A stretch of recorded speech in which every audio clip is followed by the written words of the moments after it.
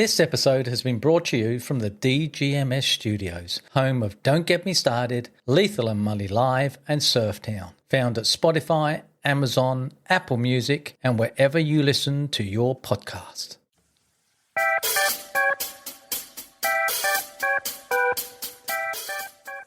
Welcome to Keith and Lee's Don't Get Me Started.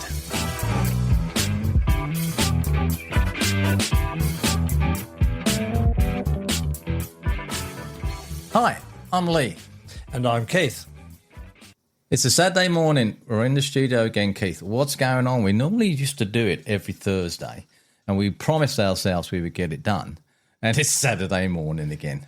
Well, what's happened is that horrible inevitability called life. No! You have plans, and all of a sudden, an urgency, all of a sudden, a need, all of a sudden, a duty comes in, and you must attend to it. Thanks, Keith, for coming in on the Saturday morning. I know you're a busy man. There's no waves at the moment. No, there's a little wave. Oh, is there? It's the Noosa Festival of Surfing, There so we it's are. very crowded. Because the waves are small, it's going to be dominated by longboards, so it's a good idea just to stay away from it, from the beaches at the moment. And the wind is not favourable for the other side of our coastline here where it's open. So what would I be doing on a Saturday morning? I'd probably be sitting on my deck or my balcony, finishing my morning coffee after I've had my morning muesli and yogurt, and I'll be reading my current book. Well, thankfully, Keith, as always, Saturday morning, you walk in with 2 coffees.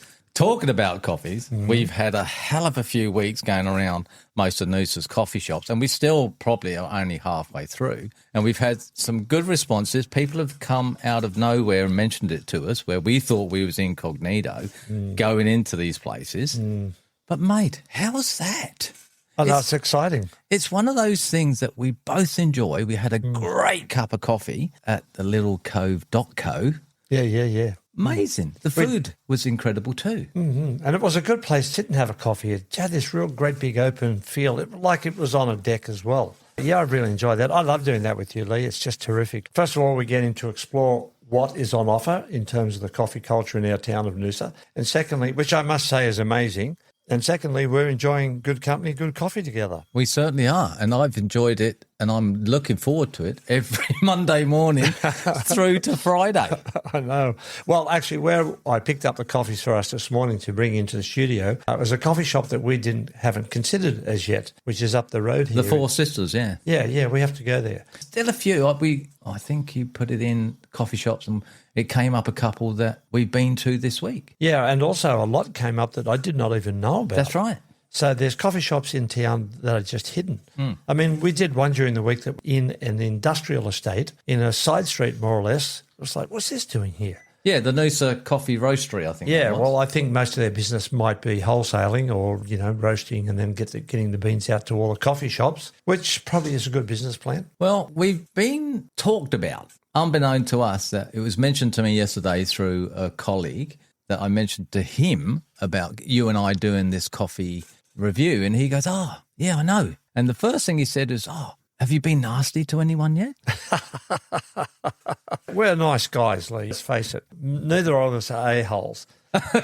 We don't go into a place to be super critical. We go in there to give our review according to who we are. We're authentic, just ourselves. So a couple of places we haven't been impressed with and we've called it.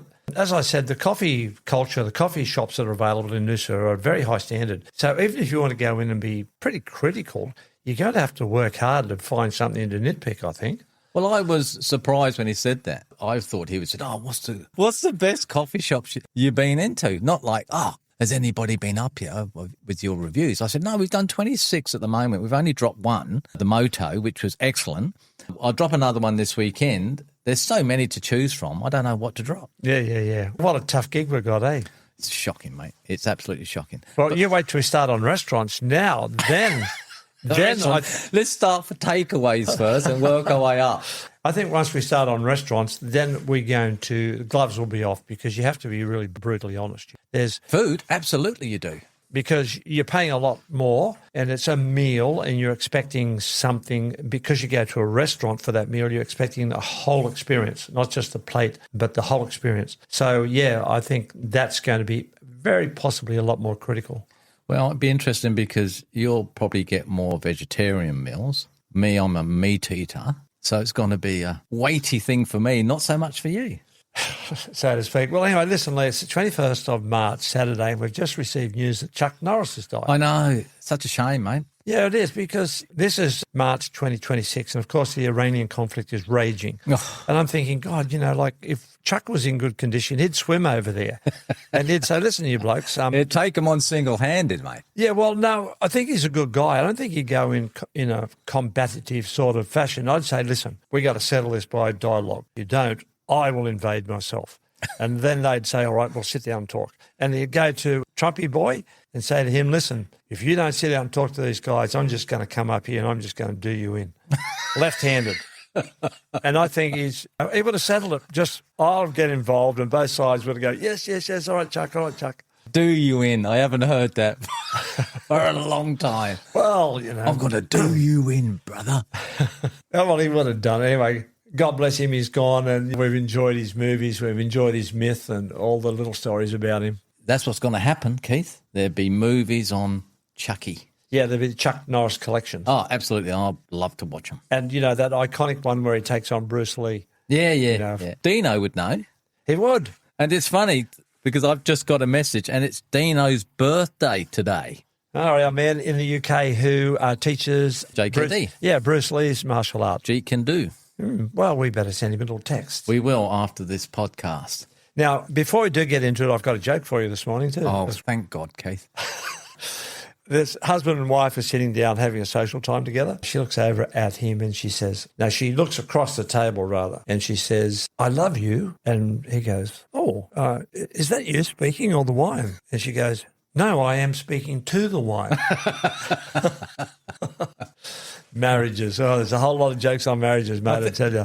I don't think we've done a podcast on marriage yet, have we? Yeah, we might have done. Have we? We might have touched on it way back. I don't know. We've done a few, Mully. We're nearly 2 years old as podcasters. Yes, it's our second birthday, April the 4th. I'm not sure we're going to reach the heights of Joe Rogan, but I bet he secretly listens to us for ideas. I bet he does. Every now and again, something pops out onto our platform. I'm thinking, who would have thought that person in that country is listening to us? We're heard, and you're probably really tired of hearing this, but we're heard in 50 countries in 208 cities now. Surftown, 44 countries and 211 cities. For all you surfers out there, that's pretty exciting. We're just about to drop an interview I did last week with the one and only Corky Carroll. For all you baby boomers out there or surf history buffs, you will remember him. World famous, one of the first ever professional surfers. And he's still going. He's living down in Mexico and he's good enough to give me an interview, which was a lot of fun. So that will be on the Surftown podcast this weekend on all platforms that you prefer to listen to your podcasts on.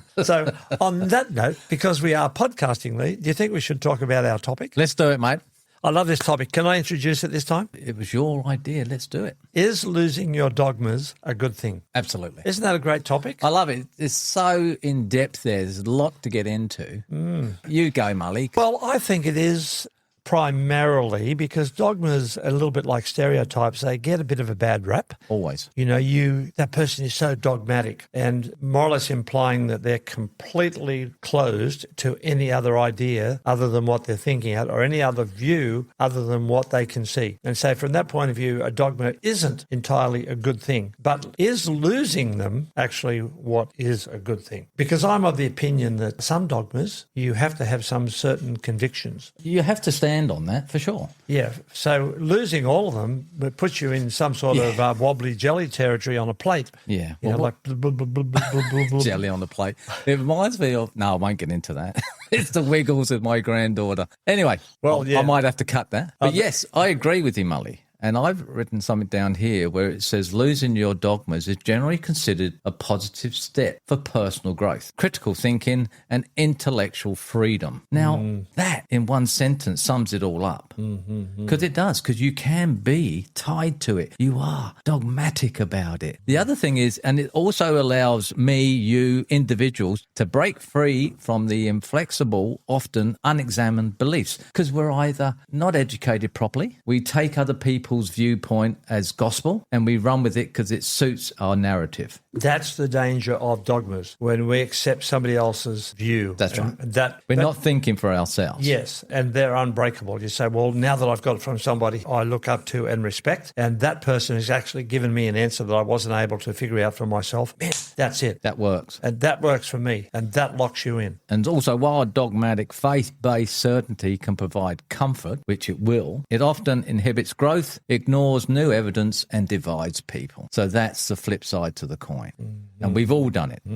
all through our lives. And we can pinpoint it. I know with me, with certain faith things that I've got into, we spoke to an individual who we know very well, and we were talking to them about a certain subject, and they informed us they found it tough because they didn't realise how their belief affected that. Yes, that was interesting, wasn't it? It was very interesting, very open, very honest. Yes, I thought that was really interesting because that person was raised in a very closed, dogmatic Christian sect. And even though she has left that and she is much more open to just being more human and enjoying the world and the environment around her, when she found herself in another environment that was infused by another faith different to what she was raised in, she felt uncomfortable being there, and she realised that she was more defined by what she'd been brought up in than what she'd realised. She said she felt guilty. That also brings the dogmatic way of you can't break free from it because you feel guilty. You've let either yourself down, other people down, the faith down. It was such an eye-opener for me. But we're taught that as young children. We're taught, well, we're said, be good. So is that inherently we're bad?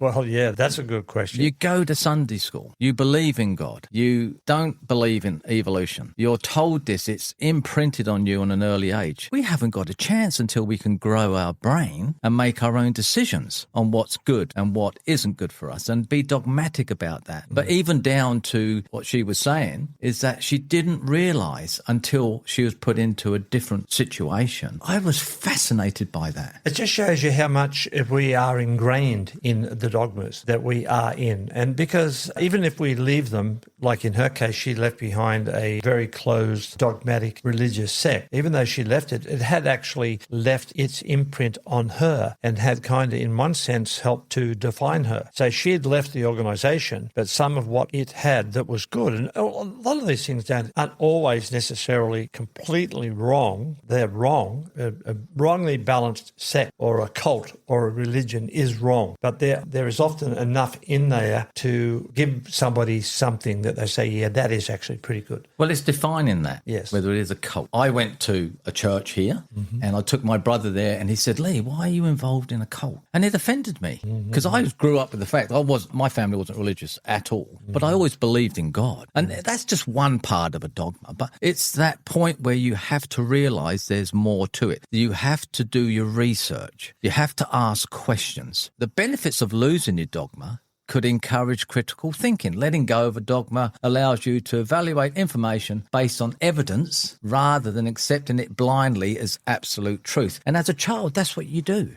Yes, and that's what you do when you're a person who's hungry to find knowledge and understanding of the world around you or even yourself, if you haven't got it from, say, your family or your own natural ability to discern those things. Don't you think we all long for something or we have to worship something? Yeah. Like it's in our DNA? Yeah, that, and also answering the big questions. What is life and what is its purpose and why are we here? You know, they're big, deep questions. Massive questions. Humans ask themselves all the time, and dogmas can give answer to that. They can say, well, you're here because of this, you are this because of this, and they give you definitives, and you go, oh, that makes sense, oh, that fits me, yeah. So you grab them and you build yourself around them. But I tell you what, it was interesting what you said there about being critical. I think dogmas, if you leave them behind, can help you to grow because they can give you a starting point. You say, all right, now take, for example, I've just been listening to a podcast about George Orwell. Really interesting man. Of course, he's written two of the most famous books in the English language. You know, I'm sure worldwide they've been read in other languages as well. He wrote Animal Farm in 1984.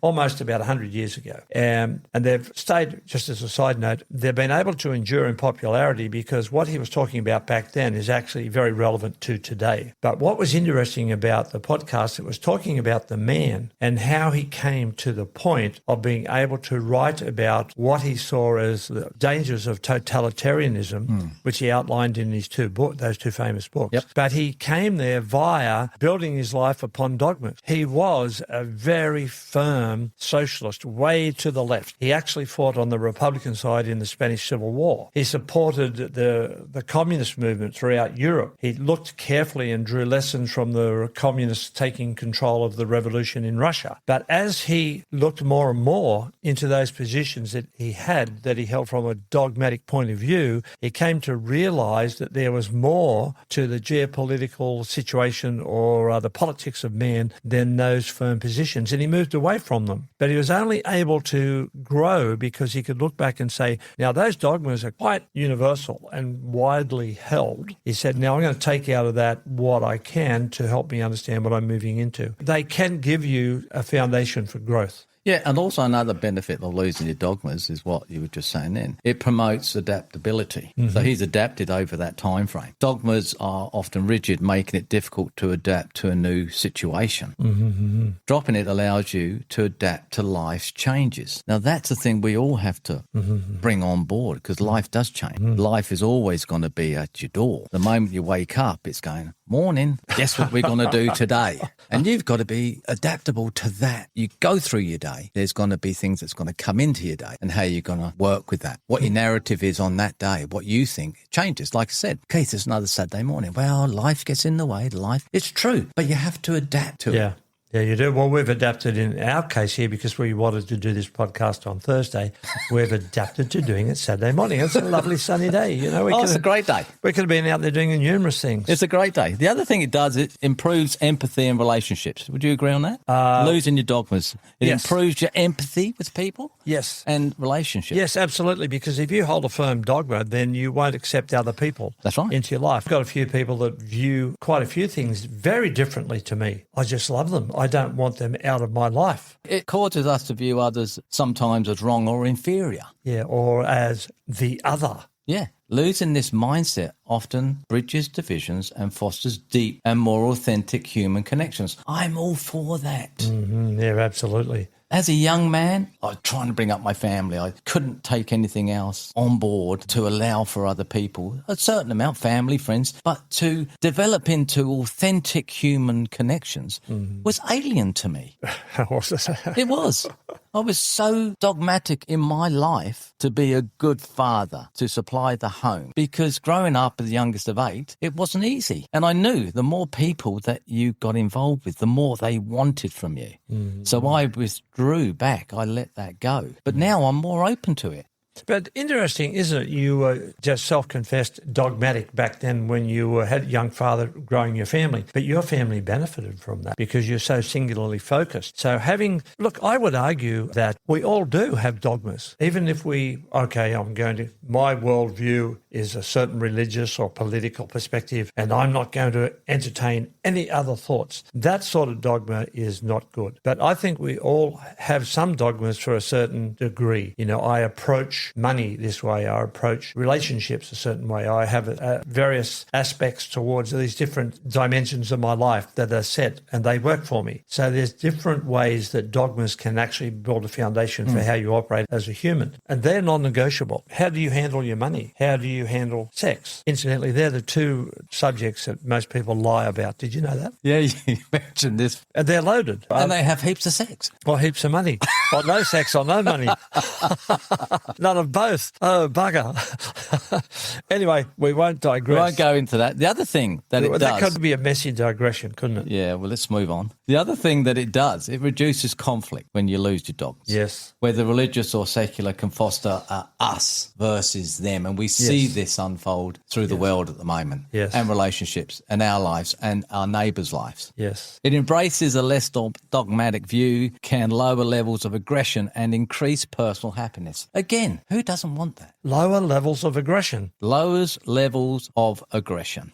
Isn't that great? Oh, for me to grow up around violence and aggression, it's lovely to be in the position I am now. I can release that, and it increases personal happiness. Bring it on. Yes, it does, because dogmas actually narrow your view of life because everything has to fit in within that dogma. Say, for example, if you are in a certain sect or a political party, then you lock yourself out from what other parts of life might come to you. For example, if you are in a very austere religious sect, you can't enjoy rock and roll. You can't enjoy a glass of wine. There's certain leisure activities you can't enjoy because your dogma won't allow you to do it. So you get rid of some of the dogmas that aren't balanced, that don't really fit in with being human, and then all of a sudden life opens up to you.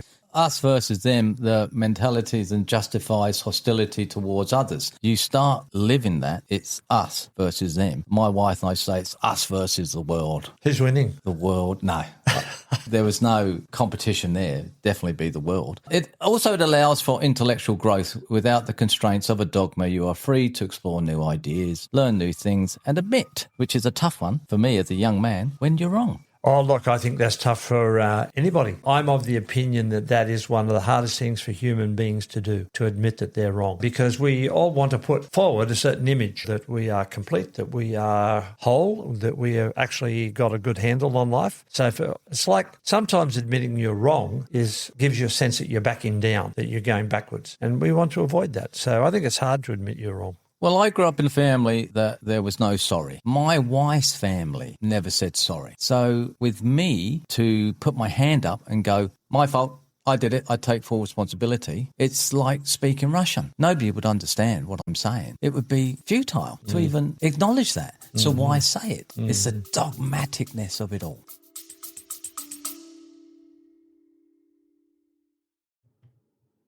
I hope that you're enjoying the podcasts and the content that we're bringing to you each week.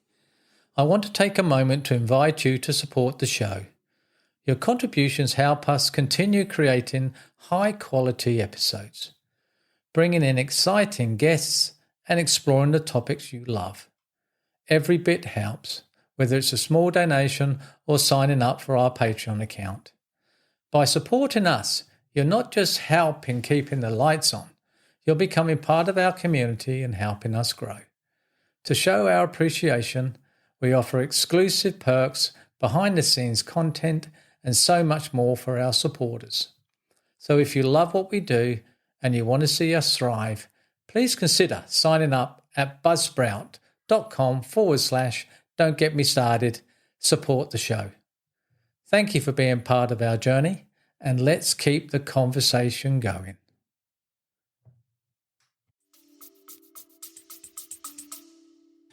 In reverse to this, I have a question for you, Lee. Is being open-minded, it's put forward as something that we should be, is being open-minded a good thing?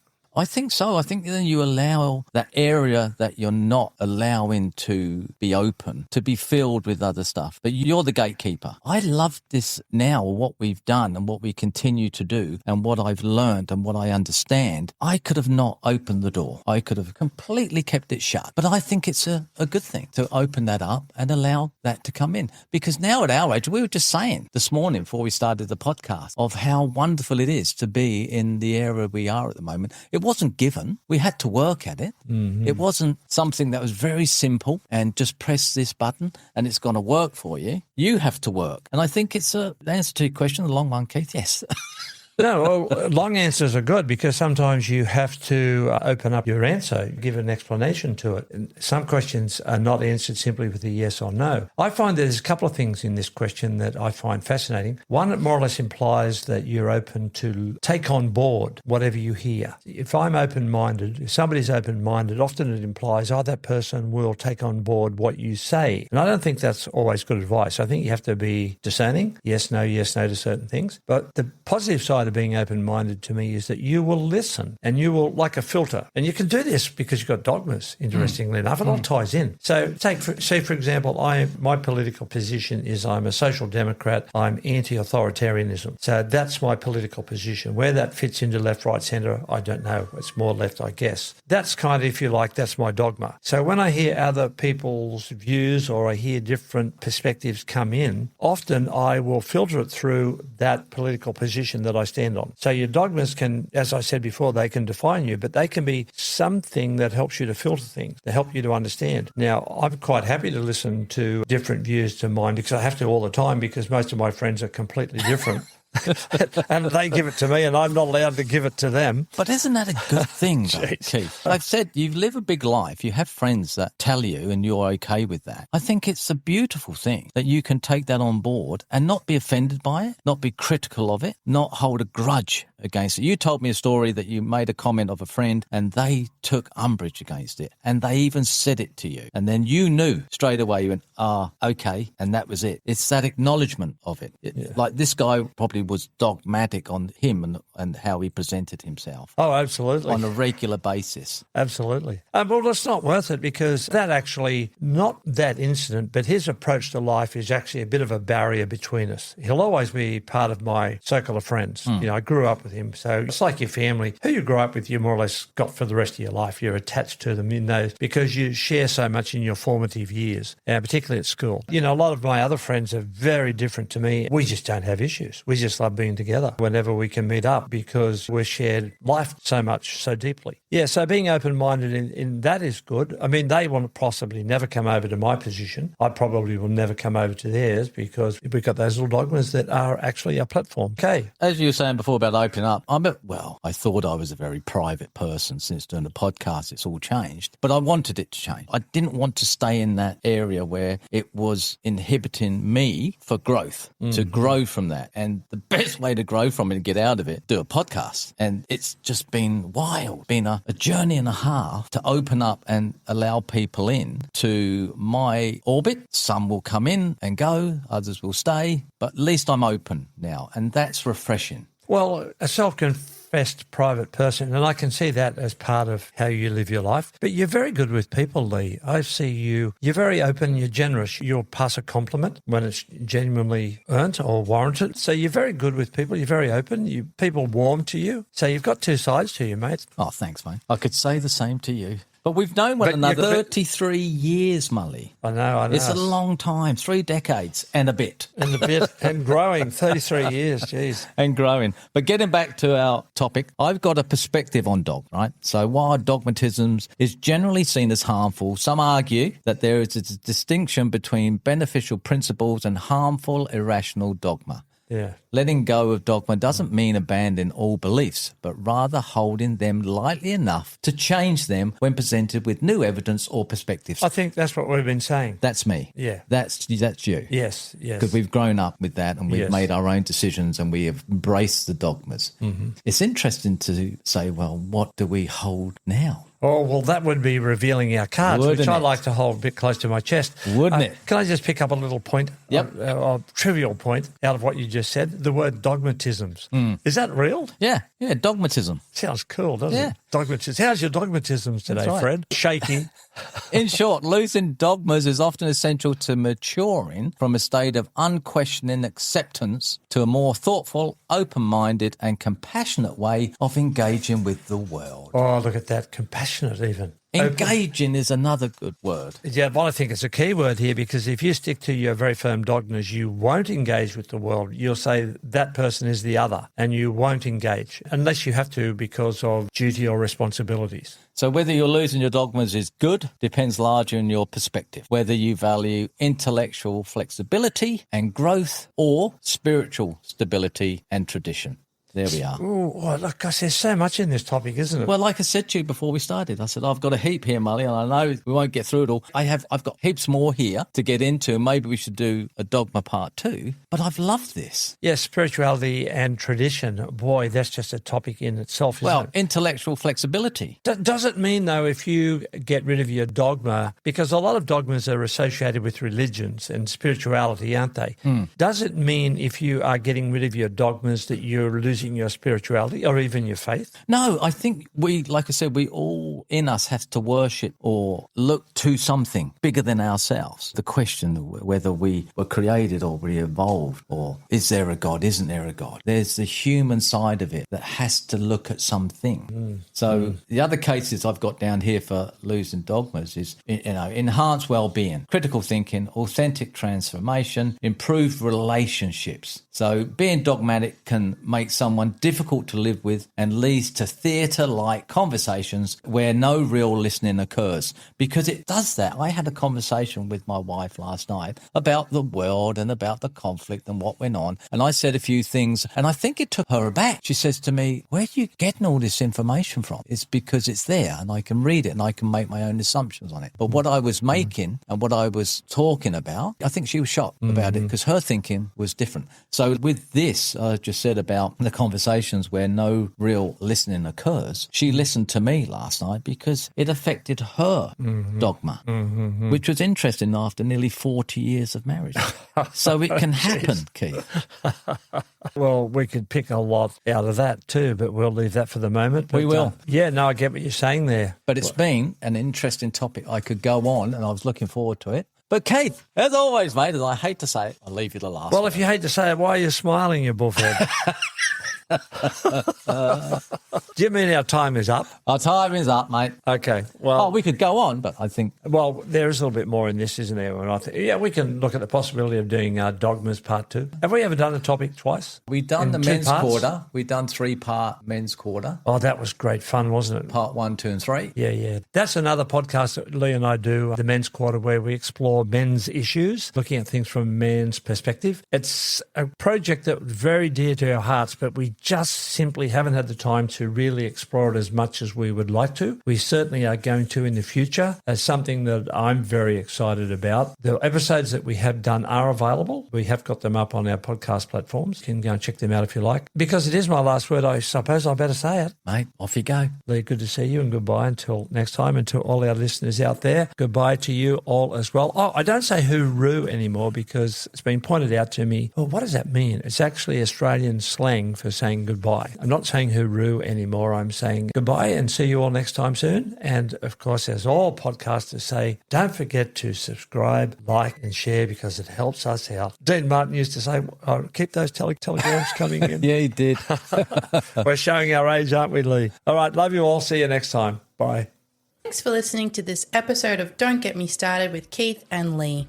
Don't forget to rate and review this podcast. To see more of Don't Get Me Started, jump onto our socials, follow us on Instagram at Lethal and Mully, Facebook and LinkedIn. If you would like to be a part of the show, email us on don'tgetmestarted2024@gmail.com.